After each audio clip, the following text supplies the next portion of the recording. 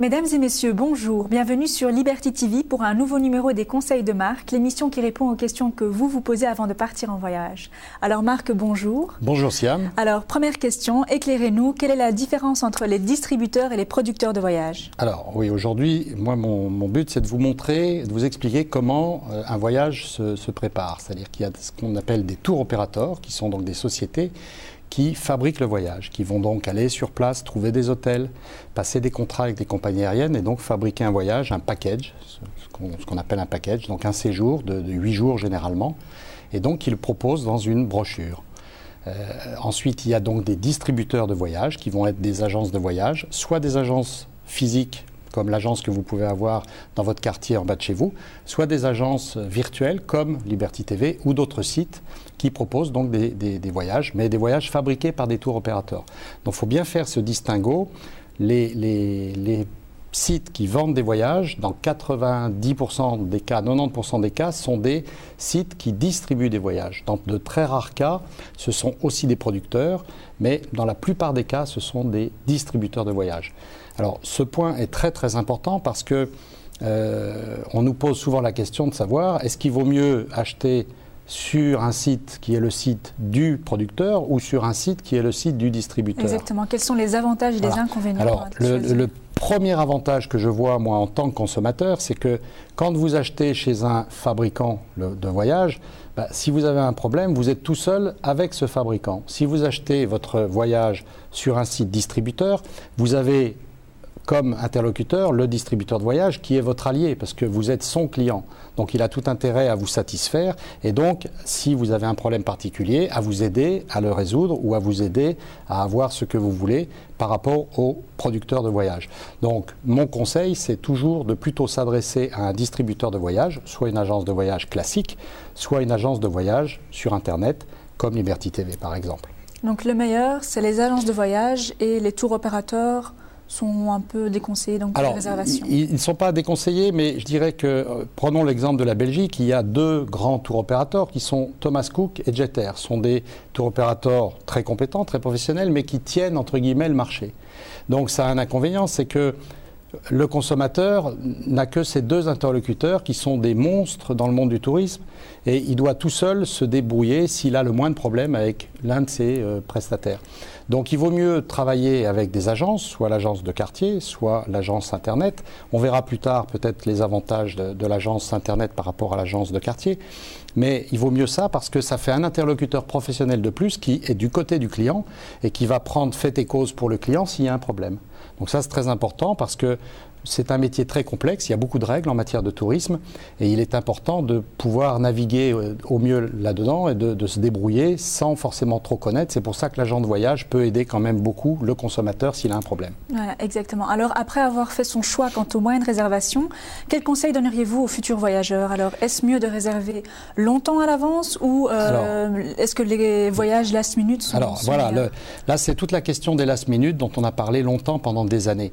Aujourd'hui avec la crise, il se passe le phénomène suivant, les tour opérateurs, ceux qui fabriquent les voyages, ont réduit l'offre de voyages disponible. Donc ils ont adapté leur offre au maximum aux consommateurs tels qu'ils existent en ce moment. Donc comme il y a une crise, effectivement, il y a moins de gens qui voyagent, mais il y a aussi moins d'offres. Donc aujourd'hui, face à ça et face aux moyens technologiques modernes, c'est-à-dire qu'aujourd'hui on peut faire une gestion, je reprends toujours mon avion dont j'avais parlé dans une émission précédente, qui est découpé en tranches. Aujourd'hui, un tour opérateur arrive sans aucun problème à gérer son avion de manière extrêmement millimétrique et savoir exactement où en est son remplissage siège par siège. Donc ça a quel avantage? Ça lui permet de pouvoir faire des classes tarifaires différentes en fonction du degré de remplissage de ses avions et du degré de risque qu'il a sur un produit donné.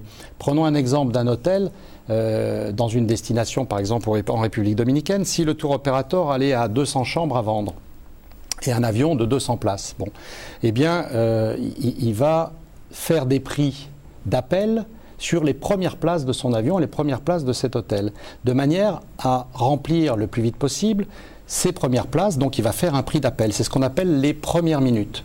Donc il y aura une promotion sur les premières minutes, ce qui paraît d'ailleurs plus logique parce qu'il vaut toujours mieux récompenser un consommateur qui fait l'effort d'investir plus tôt que celui qui va attendre pour flairer la bonne affaire en se disant je n'achèterai qu'à la fin. Donc concrètement, il est en général plus intéressant de réserver. Il est plus intéressant, bien sûr. Si vous, je dirais la solution la plus intéressante, si vous avez l'âme vagabonde et l'esprit sac à dos, vous allez à l'aéroport le jour de votre départ avec votre sac à dos et vous cherchez dans les comptoirs une place qui est libre. Vous trouverez, si vous êtes tout seul, sûrement quelque chose, peut-être pour 200 ou 300 euros. Mais est-ce qu'au final, justement, le voyageur ne risque pas d'être un peu lésé quant aux prestations qui lui seront offertes par la suite? Alors, non, là-dessus, non, du tout. Il n'y a pas de risque parce que quand on vous vend quelque chose, c'est à peu près la même chose. Mais sur ce point des last minutes et des premières minutes, aujourd'hui, la mode et la tendance est aux premières minutes. Il vaut mieux acheter d'avance parce que d'abord, il y a plus de choix. Vous avez un choix beaucoup plus large sur tout ce qui est hôtel, sur tout ce qui est avion, etc. Donc, les meilleurs produits sont disponibles. Et plus vous vous rapprochez des dernières minutes, moins il y a de produits et plus les prix vont soit stagner, soit monter. Et généralement, quand un prix en dernière minute est bas, attention, c'est souvent soit des mauvais produits qui se vendent mal, des invendus de produits qui ne sont pas très bien, justement, soit quelque chose qui n'est pas très clair. Parce qu'il n'y a aucune raison aujourd'hui, avec la crise que l'on a, on le voit tous les jours, les gens achètent longtemps à l'avance, notamment les familles par exemple, sont obligés pour des raisons d'organisation, de vacances et autres, d'acheter longtemps à l'avance. Et donc aujourd'hui, les bonnes affaires, on les fait dans les premières minutes, plus dans les dernières minutes. Ça, c'est très important à noter. Justement, c'est assez étonnant parce qu'on a l'impression de faire le constat inverse, justement de gagner. Alors, non, regardez par exemple les billets d'avion. Vous achetez un billet d'avion dans une compagnie low cost. Si vous achetez un billet d'avion 3 mois à l'avance, vous allez le payer 1 euro peut-être. Si vous l'achetez la veille du départ, vous allez le payer 500 euros. C'est le même siège dans le même avion. Donc le conseil que vous donneriez, c'est de réserver ses vacances longtemps à l'avance? Définitivement, si vous voulez être tranquille, avoir les meilleurs produits, choisir ce qu'il y a de mieux sur le marché et bénéficier des meilleurs prix, il vaut mieux acheter en première minute qu'en dernière minute. Alors justement, en parlant de vacances, on voit une démocratisation des croisières qui se font en Égypte. De plus en plus d'offres, de plus en plus de prix et d'offres de choix également. Alors quelles sont les prestations qu'on peut avoir en fonction de ces grosses différences de prix qui nous sont proposées? Là, si vous voulez, il faut être réaliste. Tout se paye dans la vie. Donc l'Égypte est une destination qui s'est beaucoup démocratisée. Il y a énormément de monde qui y va. Il y a des offres qui sont proposées à des prix extrêmement bas et très compétitifs, trop compétitifs peut-être, dirais-je. Donc attention, tout se paye dans la vie. Le Père Noël, tout le monde y croit, mais tout le monde sait aussi qu'il n'existe pas. J'espère que les enfants ne nous entendent pas. Mais donc il ne faut pas croire à des choses qui n'existent pas. Quand vous achetez un produit petit prix, vous avez une prestation petit prix. Ça ne veut pas dire que c'est pas bien, ça veut dire que c'est une prestation petit prix.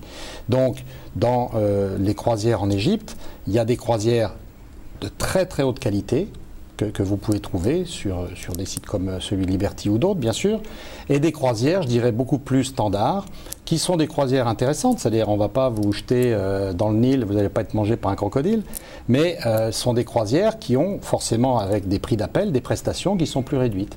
Alors c'est très important de bien savoir ce que l'on achète, parce que souvent on voit des gens qui partent en se disant c'est pas cher et ça va être très bien. Je fais un parallèle, moi, très souvent avec un restaurant. Quand vous allez au restaurant, vous ne vous dites pas je vais manger là parce que c'est le moins cher. Vous vous dites je vais là parce qu'il y a une bonne ambiance, le cadre est sympa, le service est bien, on y mange bien et il y a un bon rapport qualité-prix. Mais le bon rapport qualité-prix vient en dernier. Vous allez d'abord au restaurant, c'est quelque chose d'émotionnel, c'est pas juste pour se nourrir. On va au restaurant parce que c'est un acte social intéressant qu'on veut vivre avec des amis, donc, ou avec sa famille.